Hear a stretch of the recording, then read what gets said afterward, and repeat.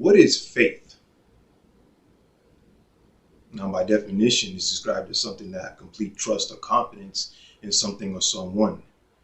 But when it all boils down, what is faith? It's just a word. It's a word that we've been conditioned to utilize in how we perceive certain things or even how we communicate with one another. But it's a word. I mean, getting down to the root of it. I mean, speaking of root, you have root plant and then you have the root destination. They're both sound the same, but they're spelled differently. And I believe those are called homophones. But once again, another word to describe something.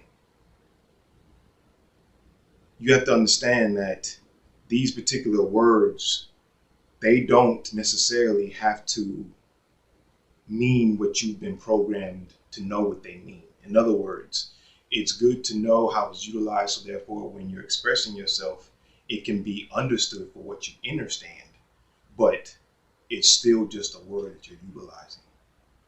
When all in all, what exactly does that word mean to you? You have the word gift. Now here in the US, gift can be perceived as something, enlightening. It could be thought-provoking, something that you can appreciate. But in another country such as Germany, it can be considered the complete opposite, like poison.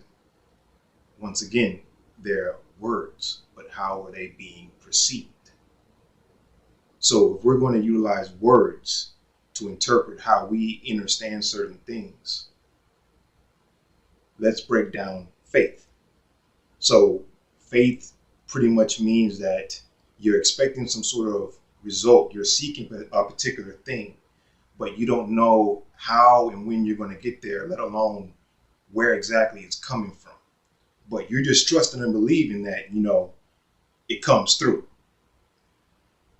That's all fine and good. So in other words, I got point A and I got point B.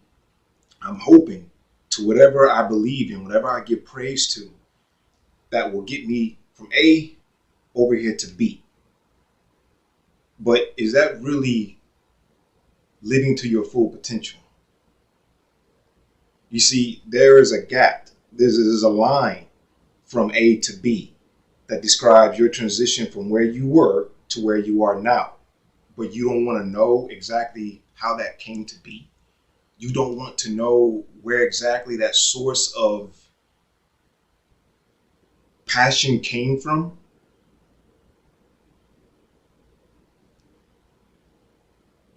Accepting something for just what it is can be a limitation to one's growth. What I mean by that is just accepting that you got from point A to point B and you're now looking at C and you're hoping that the same thing happens. You're not really getting anywhere because you're hoping that the same thing that got you to where you are now will deliver and give you the same exact results. When what we should do is look back at point A and the journey that got us to point B and realize, okay, so that's how that worked. That's where that came from. By doing that, you have a more understanding of what it is you're accepting to govern your life. In other words, it's like knowing of which the gravel that you walk on upon your path and how it affects you. So I'm simply here to say that faith is but a word, just like knowing is a word. But knowing where you want to be and where it comes from and what gives you that inspiration to get to that particular point is more personal. It's more adapting towards your inner growth. It's truly one of the best ways of knowing your limitations, knowing what you can and what you can't handle, because you're incorporating something from outside yourself and you're applying it from within to amplify what you want to see as far as results or an outcome. Believing and having faith don't do full justice to justify why and where you are meant to be in your life. You must know. Usually you have a professor that teaches a class, and you as an individual will go to that class to learn what he knows. But once you leave that class, how is it being applied? Will you use it again? Is it something that you've internalized and been like, okay, I'm going to use this and I'm going to use that? That's very beneficial, but I don't know necessarily about that. I don't see how that's going to get me to where I truly need to be, because not all of that is what's for me. It's what I feel it could be as far as what I take from it, what I resonate from it. It's all based off your own perception. At the end of the day, you make up your own mind.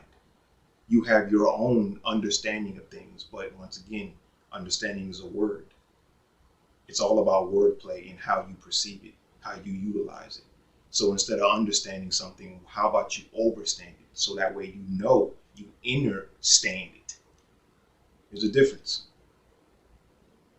Therefore, when it comes to any scripture or any manuscript or anything that you utilize towards one's religion, you should know how in which that source of information comes from, to know that what you're truly giving your worship and praise to is truly for you. I mean, did you come into this realm or in this world with the decision and the choice to choose that particular religion? Or was that something that was put on you and you just took it? Is it something that was passed down by generation to generation that you know actually applies to who and what you are? Not before you, but who you are. Does it truly apply to you? Or was it something that you were just told to believe in? So I'm saying to you, you must question what you allow within you to know if it's truly for you. Especially if we're all looking for that paradise, that heaven. Once again, these are nothing more but words. But through experience, we truly know that these particular aspects exist in some sort of way. It's just like I can't tell you your truth, just like you can't tell me my truth. But it's about what I accept. It's about what I interpret at the end of the day. Because this is my path, it's my journey. When applying what one has learned, you will then see your worth, as in why and how you are here, what you are, what you truly are. We must be careful on what we accept in our own lives, because it may not be for you. It's just like a message. This particular message, this message isn't for everybody, but it is for those who are willing to see outside the box, so to speak. Think outside the box. If you're a bird in a cage, constantly being fed, and don't even know where that source of food is coming from, and you willingly accept staying in that cage instead of flying out and becoming who you are destined to be, how do you know that that's who you are truly meant as far as your purpose?